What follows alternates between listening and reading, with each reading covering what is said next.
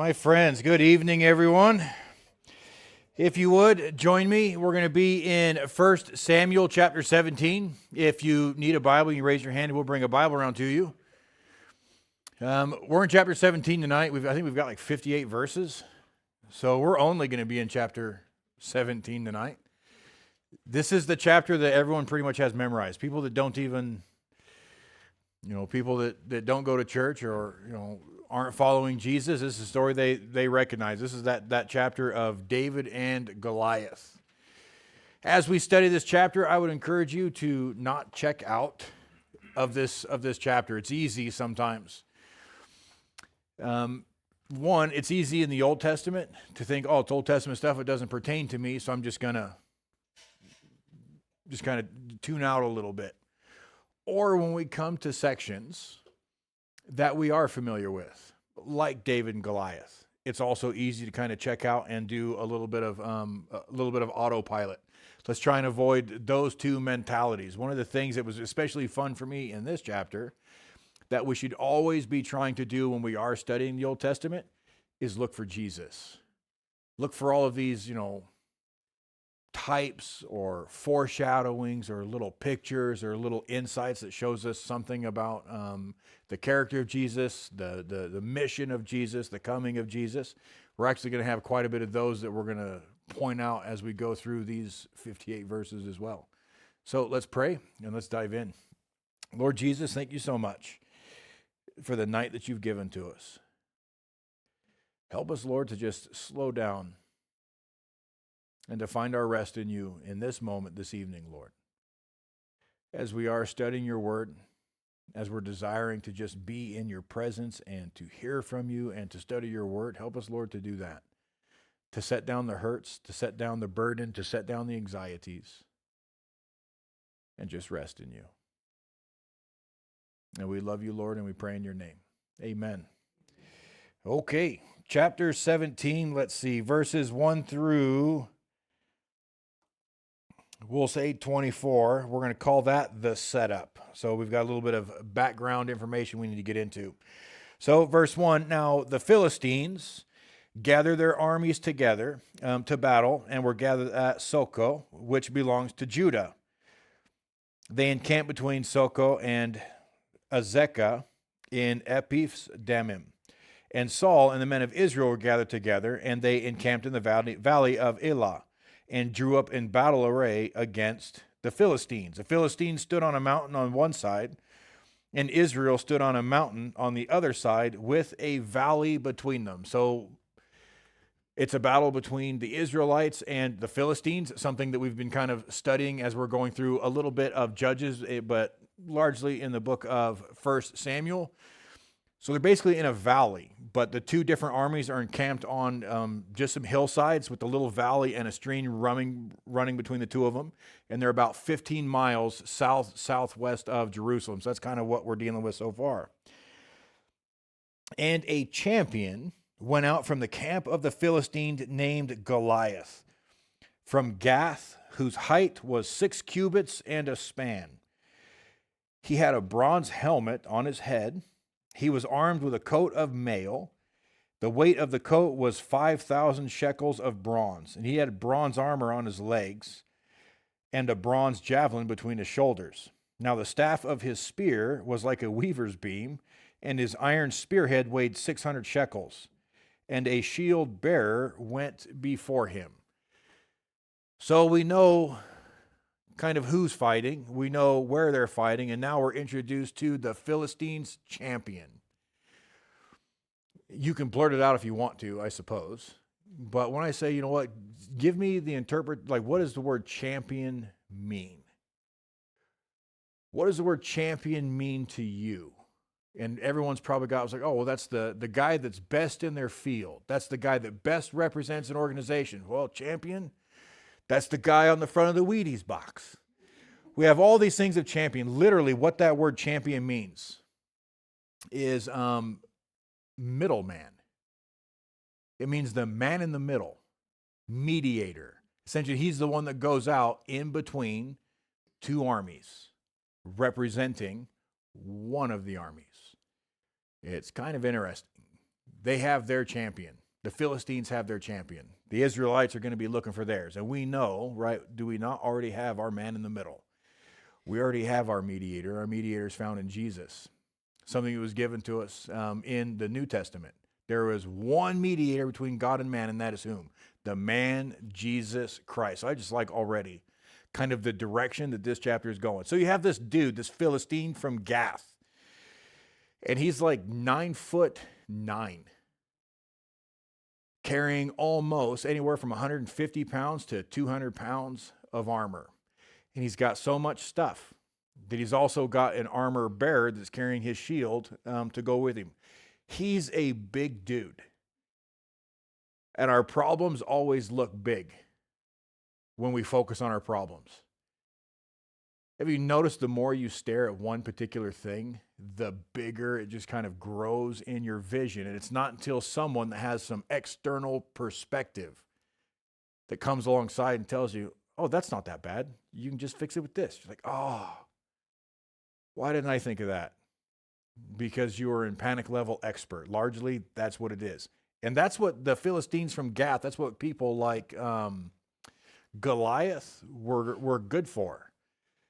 We remember as we were studying the book of Numbers, when the Israelites had left Egypt and they came up to Kadesh Barnea, one of those further south desert regions before you actually get into the land of Canaan. They sent 12 spies into the land for how many days?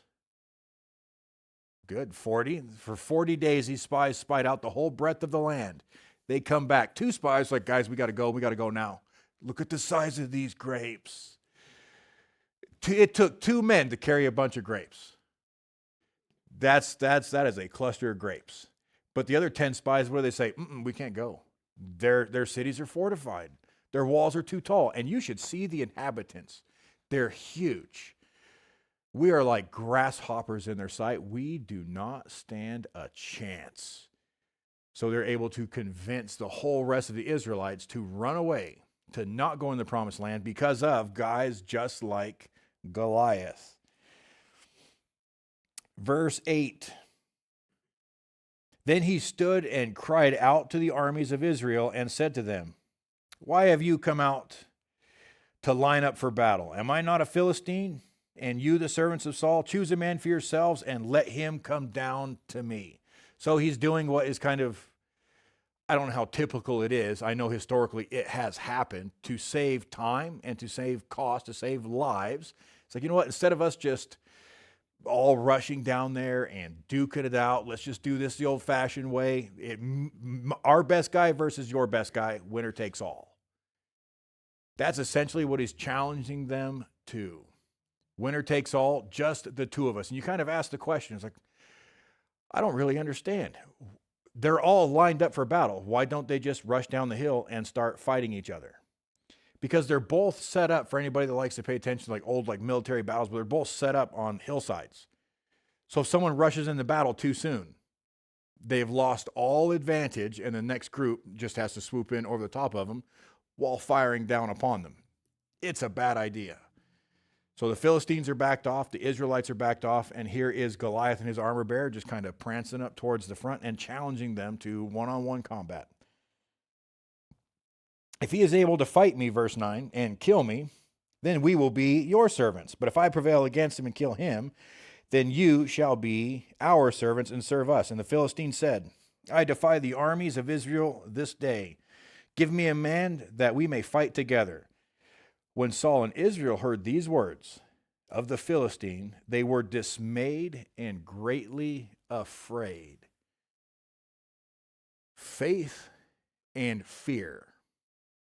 That is largely what we're going to be studying. Faith is really going to set you up, but fear is really going to shut you up. And here we see Saul and Israel, they are greatly afraid and they are dismayed. That word dismayed literally translates into shattered. They were completely shut down and demoralized. So essentially, they've lost the fight before the fight has even started. That's one of the things that the enemy strives to do. When you lose that battle in your mind, the body just seems something about it, just just to follow it instinctively. And it's interesting, they start with Saul being afraid first. Why is Saul being mentioned first as being afraid and dismayed? How tall is Goliath? Around 9'6" to 9'9", depending on how you interpret a span. I like to think he's 9'9", right? The bigger the better. Who's the tallest Israelite? It's Saul. Remember, Saul is head and shoulders taller than everybody else, which means if like the average, I don't know, we'll say like, I don't know what they were, but let's say most Israelites were 6 foot tall. That would make Saul roughly 7 foot tall. So because he was the tallest one, that would naturally make him the best person to fight Goliath. So, and obviously, he is not a fan. You might say, well, what's going on? Saul whooped a whole bunch of these Philistines and other Istines that are running around in Canaan. What's going on? Saul is no longer what? He's no longer empowered by the Spirit of God. We don't have a spirit of fear within us. We have a spirit of what? Boldness. That spirit of boldness that was divinely enabling Saul, especially for combat and actions of a king. That spirit has left Saul and is now upon David. So Saul does not want to fight either. They're all completely shut down because of fear. Now David was the son of that Ephrathite of Bethlehem, Judah, whose name was Jesse, and who had 8 sons, and the man was old, advanced in years, in the days of Saul. So some time has transpired. I don't know how old David is. I think he's somewhere between 15 and 19 years old. For Israelite men to go into the military, like David's 3 oldest brothers, you had to be 20 years old. So we know David wasn't 20, and we know he wasn't 5, so he's somewhere in the middle. The 3 oldest sons of Jesse had gone to follow Saul to the battle. The names of his 3 sons who went to the battle were Eliab, the firstborn, next to him Abinadab, and the third Shammah. David was the youngest, and the 3 oldest followed Saul. But David occasionally went and returned from Saul to feed his father's sheep at Bethlehem. Just letting us know his background context, why David, who was supposed to be an armor bearer, right? That's what we studied in chapter 16 last week, why he wasn't with Saul. David didn't become an armor bearer yet. He's going to get there as he gets a little older, it would seem. But while he was in Saul's company, it was only while Saul had a distressing spirit. Because where David was staying in Bethlehem was not that far from Gibeah of Saul. So whenever there's a distressing spirit, he would spend time in Saul's presence. When there wasn't the distressing spirit, he would go home and he would take care of the flocks. And the Philistine drew near and presented himself 40 days, morning and evening. 80 times Goliath, right, morning and evening for 40 days, 80 times Goliath had presented himself before the Israelites. And it's just interesting that he's doing it for 40 days. There's just something about the number 40. Always seems to have this connotation of trial, of testing, or of judgment, doesn't it? How long did it rain on the ark? 40 days. How long did they wander in the wilderness? 40 days. How long was Jesus tempted in the wilderness? 40 days. It's just interesting how many times it keeps coming up. Now, they're not being judged here, but I do think they're being tested. I do think they're being tried. I do think they are being challenged. Are they going to move forward in faith, or are they going to continue to be shut down in fear? Then Jesse said to his son David, "Take now for your brothers an ephah of this dried grain, these 10 loaves, and run to your brothers at the camp. Carry these 10 cheeses to the captain of their 1,000, and see how your brothers fare, and bring back news of them." Now Saul and they and all the men of Israel were in the valley of Elah fighting with the Philistines. So David rose early in the morning, left the sheep with the keeper, which is just kind of neat his caring, responsible hand as a shepherd, took the things and went as Jesse had commanded him. And he came to the camp as the army was going out to fight and shouting for the battle. For Israel and the Philistines had drawn up in battle array, army against army. But David left his supplies in the hand of the supply keeper, ran to the army, and came and greeted his brothers. Then he talked with them. There was the champion, the Philistine of Gath, Goliath by name, coming up from the armies of the Philistines, and he spoke according to the same words, so David heard them. And all the men of Israel, when they saw the man, fled from him and were dreadfully afraid. So verses 1 through 24, that is set up.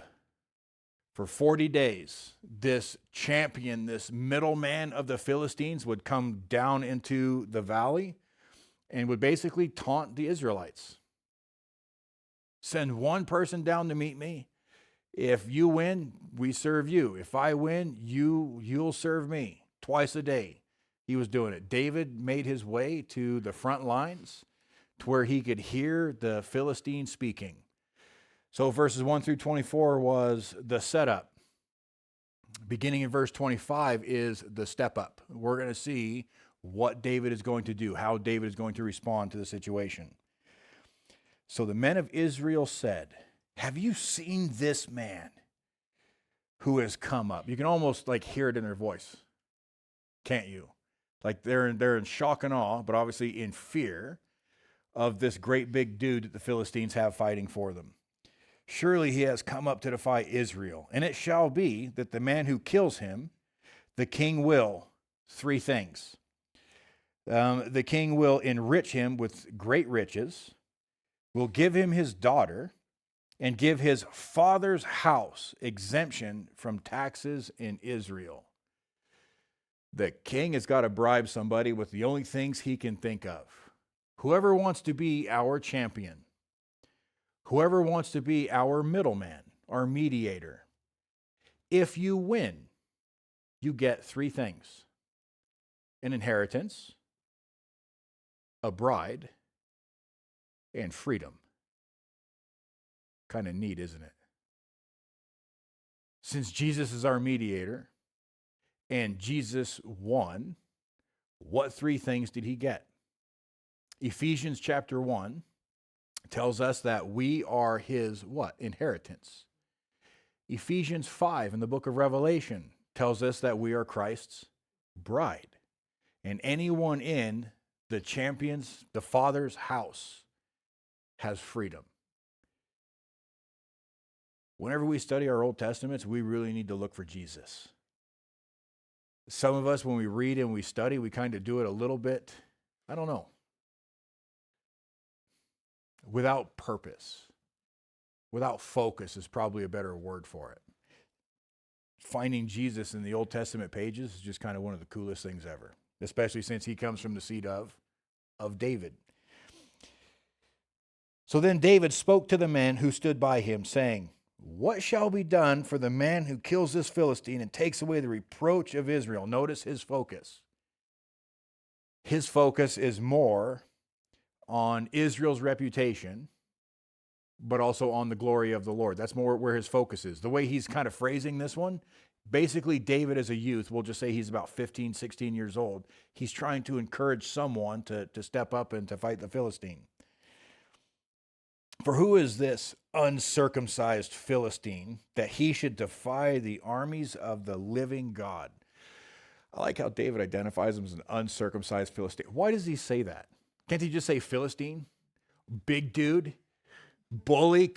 He could have called him anything else, but he comes at him with what? Uncircumcised Philistine. That's a weird taunt. One that I don't know that I've ever heard in public. Why does David say it? What David is essentially saying is, you don't belong here. He's standing on covenant land. He's standing on land that was given to the Israelites, land that does not belongeth to the Philistines. And he's saying, you know what? You do not belong to the Lord, because you do not bear the sign of the covenant. David and this is probably one of the best pieces of advice that I could largely give to a Christian in trial. David does not see this as a physical problem. Maybe think, well, Pastor, I don't understand. That dude's 9'9". I see it as a physical problem. I wouldn't want to fight that guy. David doesn't see it as a physical problem. Do we not look at all of our problems as physical problems? Everything we look at them physically, right? All the turmoil and the conspiracy nonsense and all the stuff that's going on with our nation right now. What's like the first thing out of, I don't know, any red state member's mouth? Those screwy Democrats ruining everything. This person's ruining it. That person's ruining it. This person, and we completely make everything physical. We deny everything that's going on behind the scenes. David sees it. He could have just said, "Oh, this Philistine." He could have addressed him like everybody else. This man, this guy, that champion. Nope, he says this uncircumcised Philistine. He doesn't recognize this physical. He recognizes this as a spiritual problem. So David is going to make a move to handle it what? Spiritually. He's going to move forward in faith instead of running away because of what he is seeing and what he is hearing.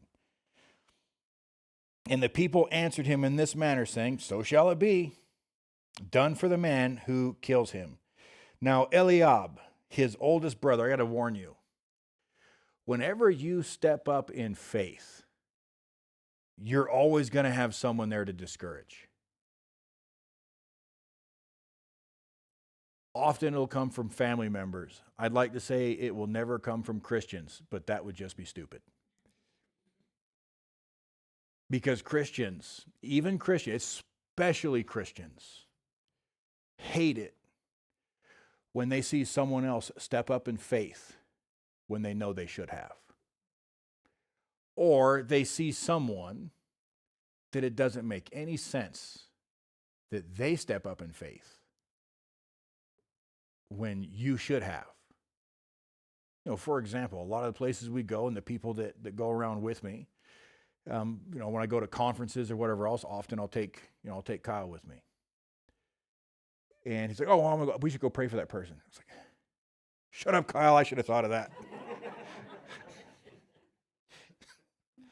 And I'm kicking myself. I was like, "Lord, I'm supposed to be a follower of Jesus. I'm your follower. I'm supposed to be a pastor. I can't even, I know I should be praying all the time. And great, now he's going and praying for somebody else."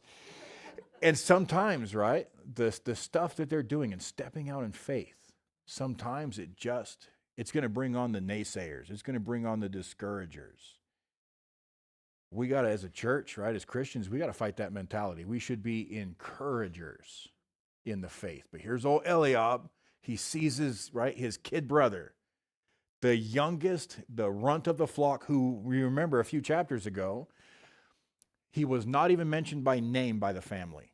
He's like, "Oh yeah, there's a little one.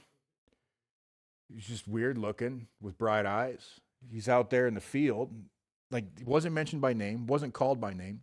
He wasn't even invited to the sacrifice. He wasn't invited to the barbecue. They had left him out in the field. So now here's Eliab hearing David. It's like, "I know that squeaky voice. Where is he?" And he's over here telling people, shouldn't anybody be down there fighting this uncircumcised Philistine? So now Eliab, his temper is growing. So this is how he responds. Sometimes this is how people of the faith respond to somebody's demonstration of faith. So when Eliab, his oldest brother, heard when he spoke to the men, and Eliab's anger was aroused against David, and he said, "Why did you come down here? And with whom have you left those few sheep in the wilderness? I know your pride and the insolence of your heart, for you have come down to see the battle." There's basically, I think, 3, maybe 4 reasons as to why, given in this text, as to why Eliab's heart was so just embittered against David. Reason number 1, he thought David is being insignificant. What are you even doing here, runt? You're supposed to be out in the wilderness somewhere taking care of the sheep. You leave all the important man stuff to the important grown-up men. You go back over there and you tend to the sheep. Reason number 2, accuses him of wrong motive. That happens often, doesn't it? Being accused of a wrong motive. Reason number 3, it's possible that he saw David as trying to push others to go fight in the battle because David just wanted to watch a fight. How many of you have siblings? Does that sound familiar? How many times you and your siblings or you and your friends try and egg each other on or try to make a situation a little bit worse because you just want to see somebody get in a tussle in the wilderness? But number 4, I think the biggest reason, and this is my opinion, I think the biggest reason that Eliab is so mad at David because David is right.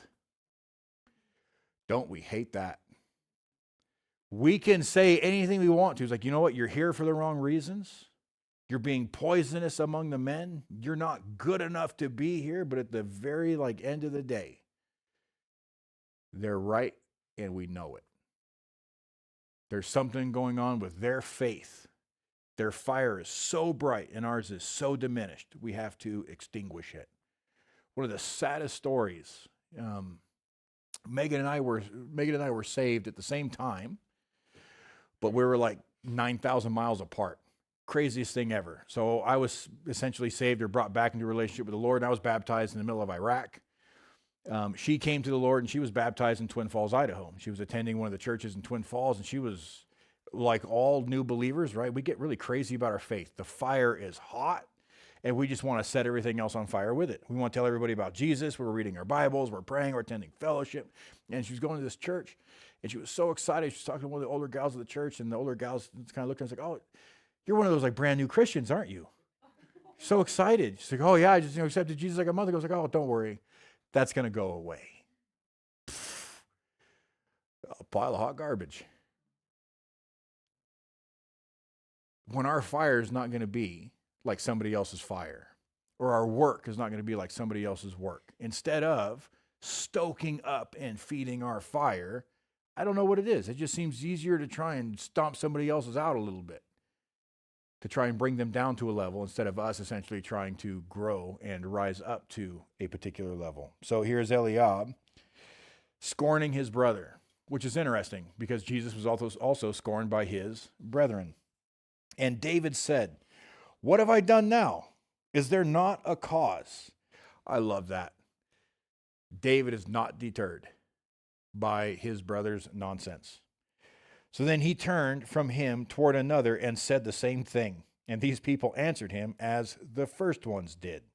So he is essentially, trying to get someone to step up and to fight this Philistine, and he's getting the exact same answers from everybody else. Don't let everybody else's answers and their lack of flame deter and snuff out yours. You're called in the Lord. Move forward in the Lord. Don't let them slow you down. So now when the words which David spoke were heard, they reported them to Saul, and he sent for him. Then David said to Saul, let no man's heart fail because of him. Your servant will go and fight with the Philistine. I can see a 15-year-old kid saying that. Have no fear. David's here. That's essentially what he's saying. That's what he's saying in the text. And Saul said to David, you are not able to go against this Philistine to fight with him, for you are a youth, and he a man of war from his youth. Kind of reminds me of something that the Apostle Paul said. Let no one despise you because of your youth. People are going to despise you. Essentially what Paul is getting at is let no one deter you because of your youth. You're always going to be younger than somebody. So if you're worried about being despised because of your youth, you're never going to go anywhere. So we can't be deterred by it. But those of us that are mature in our faith, we should be encouragers, seeking to build somebody up in their faith, not to essentially deter them. I can understand why the king is doing this. David's somewhere around 15 years old, so it kind of makes sense. It's like, dude, you can't fight that guy. He has been tearing people to pieces since he was your age, and you still haven't gotten started yet. That's basically his response. But David said to Saul, your servant used to keep his father's sheep. I love the stuff that God does. Can you imagine the look on Saul's face? He's like, David, that's adorable. You can't fight Goliath. You're a kid. I used to tend sheep. Okay. I used to sell marshmallows. You still can't go. David said to Saul, your servant used to keep his father's sheep, and when a lion or a bear came and took a lamb out of the flock, I went out after it and struck it, and delivered the lamb from its mouth. And when it arose against me, I caught it by its beard and struck and killed it. He took a lion by the beard and beat it to death with a stick. That's what he's saying. Your servant has killed both lion and bear, and this uncircumcised Philistine will be like one of them, seeing he has defied the armies of the living God. This is so cool for a number of reasons. It's going to be a long night for all of us, I think. First, the Lord was already training David. But there's no way David would have known that. Sometimes the Lord is training us, but the Lord's training methods are sometimes weird.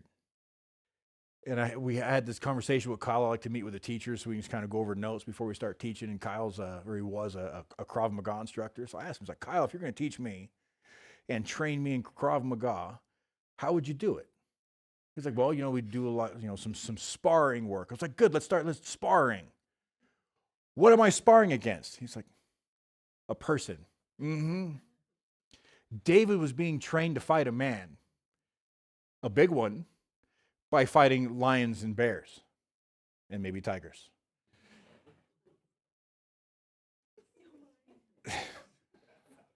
Sorry.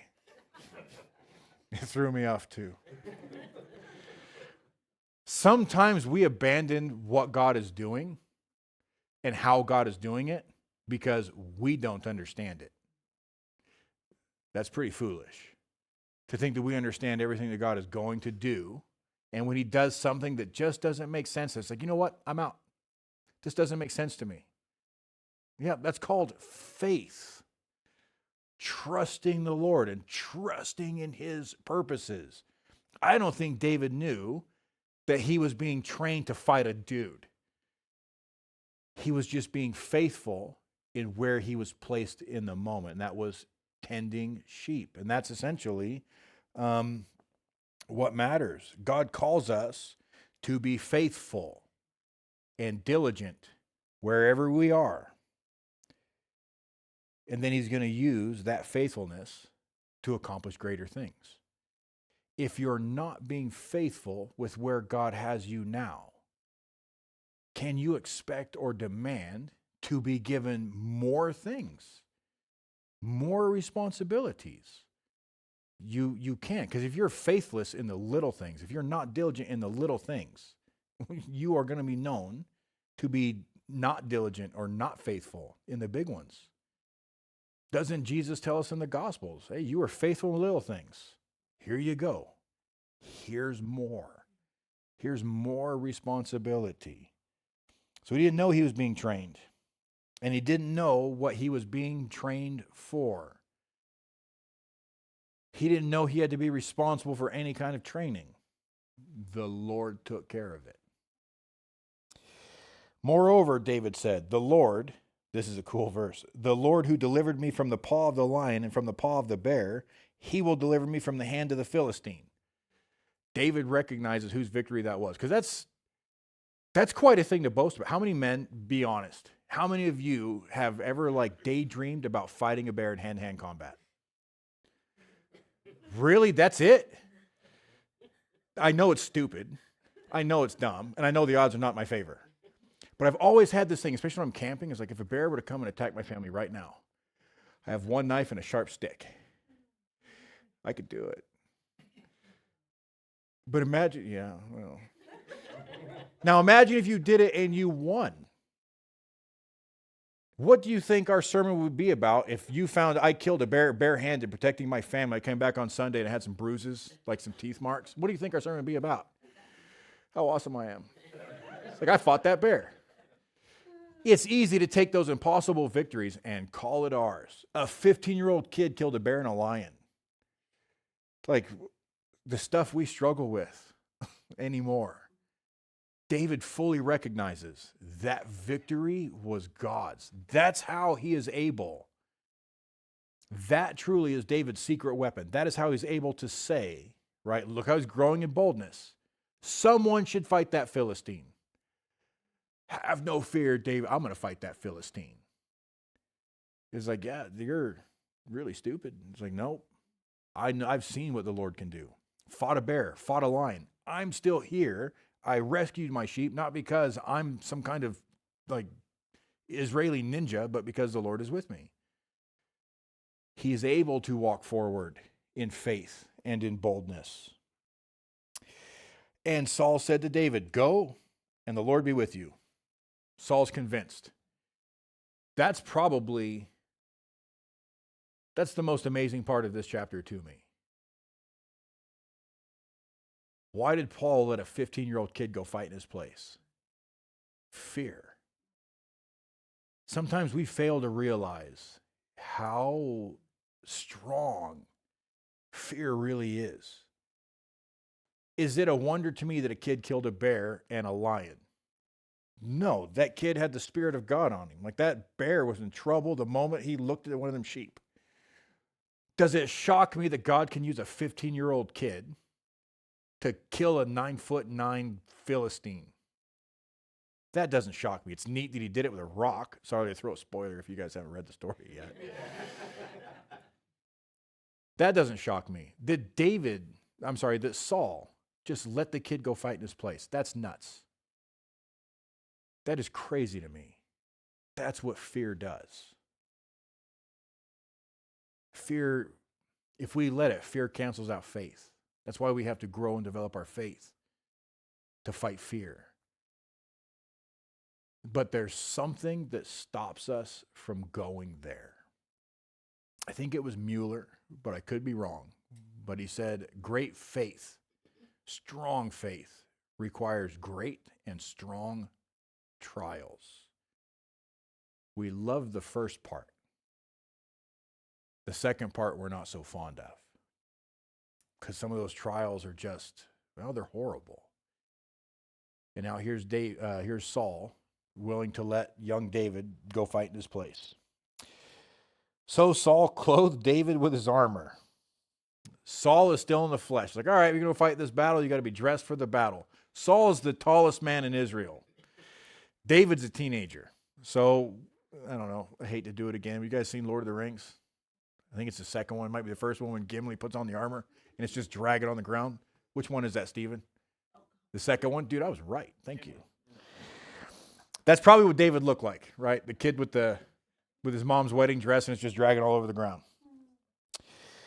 David fastened his sword to his armor and tried to walk, for he had not tested them. And David said to Saul, I cannot wear these, for I have not tested them. So David took them off. A couple of very important points.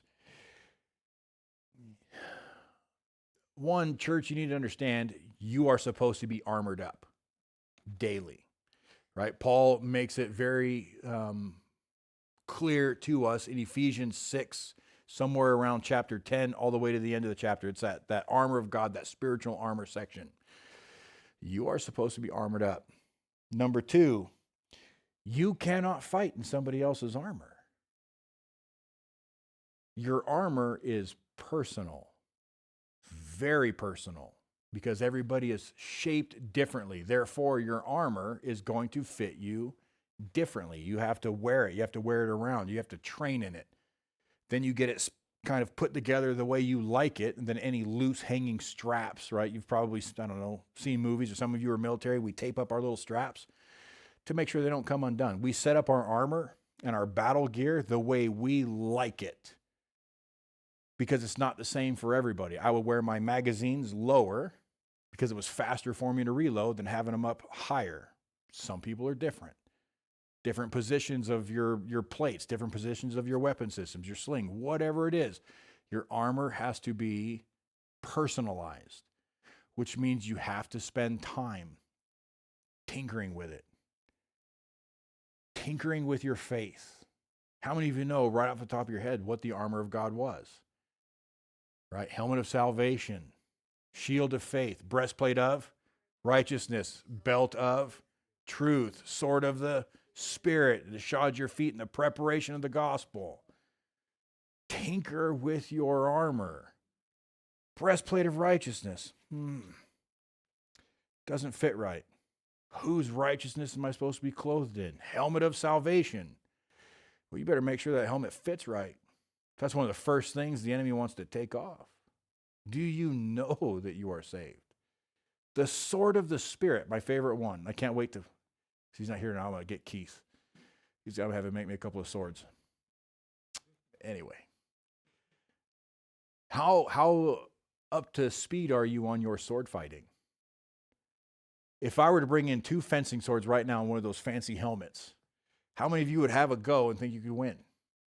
Not saying I'm a professional swordsman. That probably came out way wrong. I'd probably just apt to lose. If we were fencing, I'm fluffy, like you can get me just about anywhere. But we should know the ins and outs, right, of our Bible. We should be, we should be training to be swordsmen. So even David's like, you know what, this doesn't fit right. This isn't mine. I can't just step into your armor. So we do have to ask that third question, right? How familiar are you with your armor? And David takes it off. Fully trusting in the Lord. Don't need the armor. It doesn't fit right. I haven't tested it. I can't move. My chainmail's dragging the ground. So he takes it off. Then he took his staff, his stick in his hand, and he chose for himself 5 smooth stones from the brook. People get so weird right here. Why did David draw 5 smooth stones? We don't know. Everyone says, well, we do know that Goliath had brothers. That's a good line of thinking. How many brothers did Goliath have? We should know this. Did we just talk about the sword thing? How many brothers did he have? 4. So people say, oh, well, there's 5 of them, so he took 5 stones just in case he had to deal with the brothers too. It doesn't say that in the text. Why did David draw 5 stones? Probably because he always draws 5 stones. These stones range anywhere from a golf ball to a tennis ball sized stone. How many of those can you fit in a small pouch? As many as you can get in there. Probably somewhere around 4 in one of your hand. I don't know, but otherwise it doesn't tell us. So the Philistine came and began drawing near to David, and the man who bore the shield went before him. So now we've moved from the setup to the step up, and now David's about to finish up. Verse 42. And when the Philistine looked about and saw David, he disdained him, for he was only a youth, ruddy and good looking. So the Philistine said to David, am I a dog that you come to me with sticks? And the Philistine cursed David by his gods. He was insulted as a man and a warrior. He was genuinely insulted. When it said he looked about for David, it means he was looking around for someone to fight, and he didn't see David initially. Completely overlooked. He probably saw David, and he was like, that's funny. Oh, you're here to tussle. That's probably what's meant. But his honor, his pride as a man and as a warrior is just afflicted that he uses that word dog. The same word, well, I'll let you do your own word search with your concordance as to where that particular word is used. And the Philistine said to David, come to me, and I will give your flesh to the birds of the air and the beasts of the field. Then David said to the Philistine, you come to me with a sword, with a spear, and with a javelin. But I come to you in the name of the Lord of hosts, the God of the armies of Israel, whom you have defied. 100% David recognizes it's not a physical problem. It's a spiritual one. David fully sees and fully recognizes, how could you not, the size of these weapons? He fully sees the weapons. Do we also not fully see the weapons when we're under trial or we're under attack or we're under oppression? We fully see the weapons. Our problem is like the Apostle Peter's problem. We won't quit looking at them. You remember that story in the Gospel of Matthew and the Gospel of Mark when Peter got out of the boat. It's like one of the most like famous stories, like two people. We always say, oh, there's this one guy. One guy walked on water. Technically, it was two. I don't know how far I don't know how far Peter made it, but he did prance on out a little bit. The problem, what caused him to sink is he took his eyes off of Jesus and put his eyes on the storm, put his eyes on the wave. It's like, oh, I'm really doing it. There's the Lord. Oh. And that's what we do. We look at the weapons, we focus on the weapons, but not David. He's like, yep, I come as emissary of the Lord. I come in the name, in the sending of the Lord. He recognizes the spiritual aspect and has full reliance on the Lord. This day, the Lord will deliver you into my hand. That's bold step number 3. First, he says, someone should go fight that uncircumcised Philistine. Then he says, you know what? I'm going to go kill that Philistine.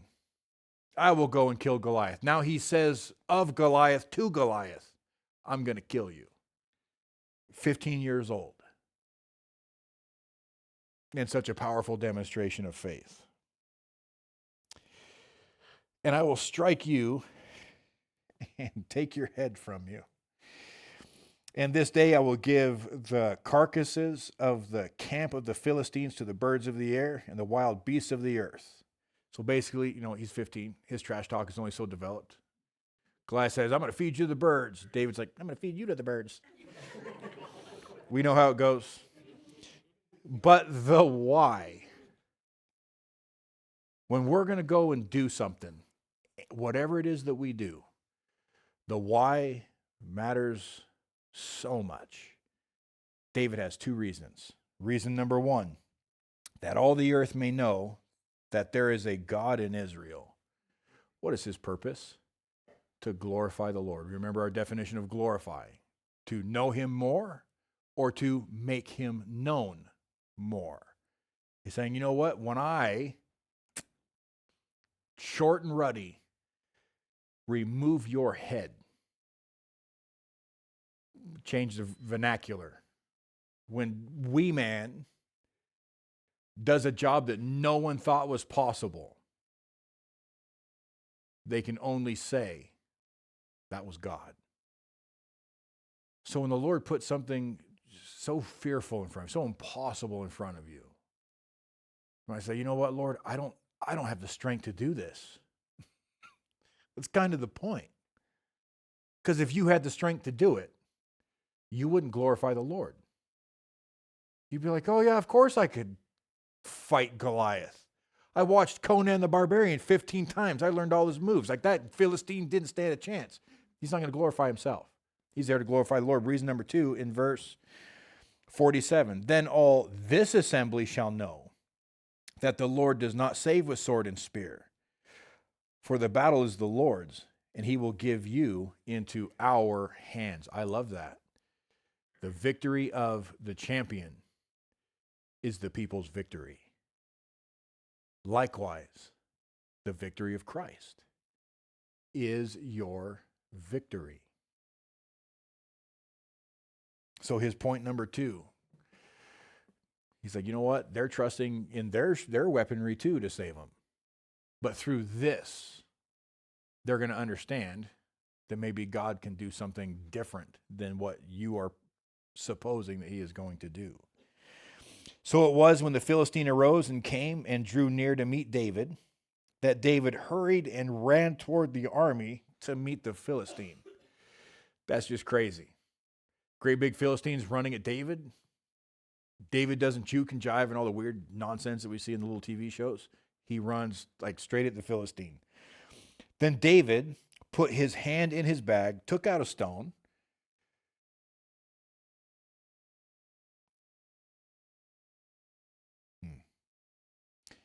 So then David put his hand in his bag, took out a stone, and he slung it and struck the Philistine in his forehead, so that the stone sank into his forehead, and he fell on his face to the earth. That's it. When the Lord is involved, there's not a lot of commentary on battle. In fact, when you go to Revelation 19 and 20 or 21, there's two battles.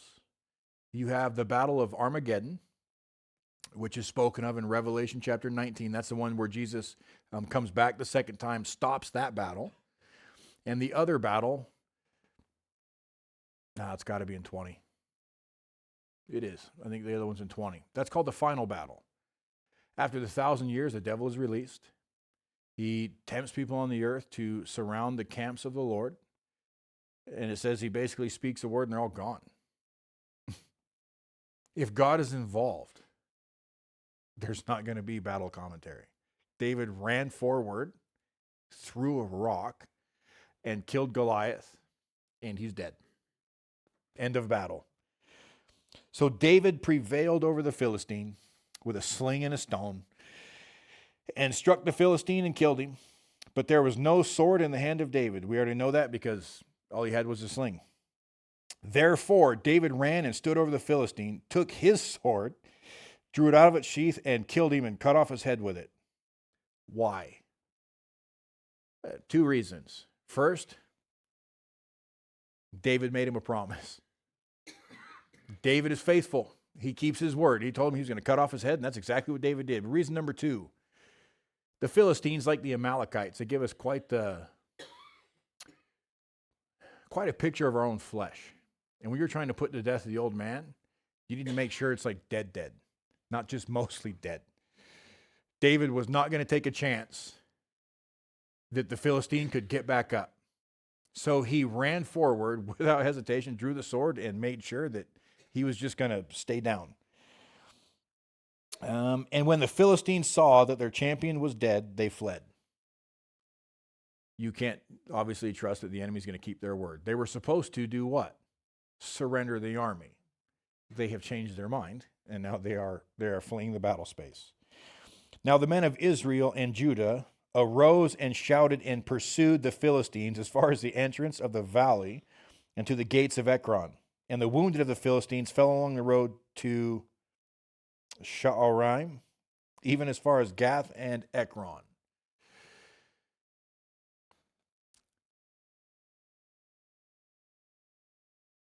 It is quite the work when the Lord uses someone that shouldn't have done it, right? Like the fishermen, the disciples. At least 4 fishermen, probably 6, a tax collector, a zealot that stabs tax collectors, a traitor, and a couple of guys we don't really know much about. They're described, minus the traitor, they're described in the book of Acts as men that turn the world upside down. When someone does something that is just impossible, to where all they can say is, but God, it restokes the fire of everybody else. It's like proof. It's like, God really is in this thing. Okay, let's go. And it rallies them up. Very often, that is the purpose behind whom it is that the Lord uses, because it is encouraging. It's encouraging when you're humble. I mean, it's encouraging when you can be taught. If you're not humble, you're not going to be taught through the situation. It's like, Eliab, that was a lucky shot. I've seen him miss all sorts of beer cans. There's no way that was so lucky. The wind pushed it right into his face. When you're not humble, you won't be taught. And you need to be. But we think way too highly of ourselves. So you have to remind yourself of the question, why does God use broken people to accomplish the big things? Because broken people are the only kind that there is. The problem is, some of us really don't think that we're broken and that we are a perfect specimen embodiment of the servant of Jesus. And that kid had a lucky shot. Eliab didn't really say that, by the way, but I can just hear him on the mountain. It's like, I'm just going to tell Daddy fell. Then the children of Israel returned from chasing the Philistines, and they plundered their tents. And David took the head of the Philistine and brought it to Jerusalem, but he put his armor in his tent. I don't know why he did that, but he did. When Saul saw David going out against the Philistine, he said to Abner, the commander of the army, Abner, whose son is this youth? A lot of us get really tripped up over that text, don't we? Shouldn't Saul already know who this guy is? This is the dude that's been playing for Saul. This is the guy that is requested. How does he not know David? Read the text slowly. He's not asking who David is. What is he asking? Who does this creature belong to? Why would the king ask that question? Someone's going to come in and sing so he can be peaceful. He doesn't care about David's pedigree. There's a difference now, isn't there? Saul's daughter's going to this creature. And he's about to give that household tax-free and a bunch of wealth. That's what he's asking. He's saying, whose son is that? Because apparently he's about to marry my daughter. I want to make sure he's not a bum or whatever. That's why he's asking the question. So as your soul lives, O king, I do not know. So the king said, inquire whose son this young man is. Then as David returned from the slaughter of the Philistine, Abner took him and brought him before Saul with the head of the Philistine in his hand. And Saul said to him, whose son are you, young man? So David answered, I am the son of your servant, Jesse the Bethlehemite. You always have a choice. You can respond in fear. And you might say, well, Pastor, I'm not really all that fearful. Let's word it another way. You can always respond the way that the world responds. You can react the way that the world reacts. I'm going to fight physically with physical. I'm going to fight the spiritual with physical. I'm going to trust and lean on my own understanding. Or, so you can react in fear, or you can respond in faith. You might say, well, I wasn't given a specific dream to move forward in boldness. Probably because you might not need it. David didn't have a specific dream. Now, he was anointed and he was enabled, but it doesn't indicate in the text that he knew that. He also didn't receive a special dream or revelation. Arise, David, kill and behead. Go forth with your cheese wheels and go fight Goliath. He didn't get one of those. He trusted in the Lord because of past salvations, not eternal salvations, but he was delivered from a lion. He was delivered from a bear.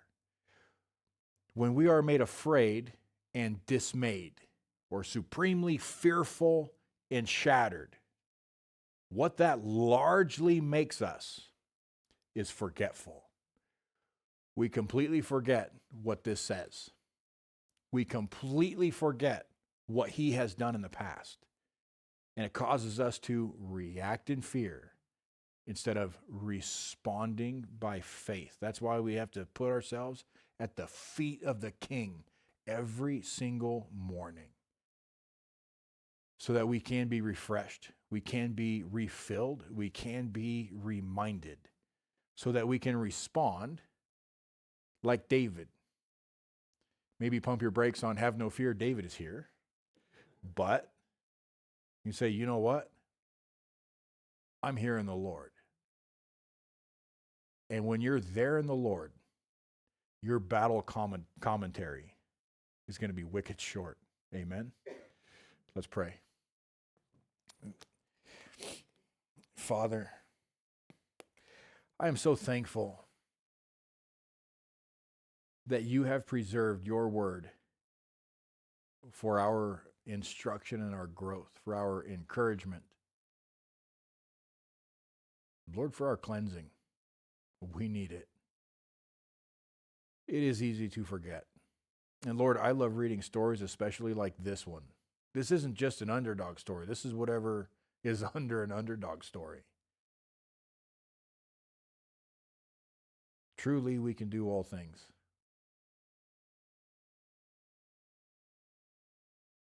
So powerful, Lord. And I know, God, that a lot of us really aren't listening. We aren't humble before you, and we are not allowing ourselves to be taught. Lord, correct our thinking and correct our spirit, because we do want to grow. We do, Lord, want to develop and grow in our faithfulness, to continue to grow there, Lord, so we can step into new horizons to glorify you. So thank you, Lord, for the encouragement of the text tonight. And we love you, Jesus, and we praise you, and we pray in your name. Amen. Thank you, and God bless.